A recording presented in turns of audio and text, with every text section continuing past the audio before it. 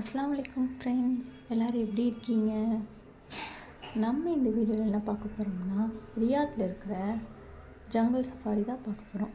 இங்கே நிறைய animals, birds and உங்களுக்கு பிடிச்ச எல்லா அனிமல்ஸுமே ரொம்ப பியூட்டிஃபுல்லாக நம்ம நாட்டில் இருக்கிறத விட டிஃப்ரெண்ட் டைப்ஸில் இருக்குது.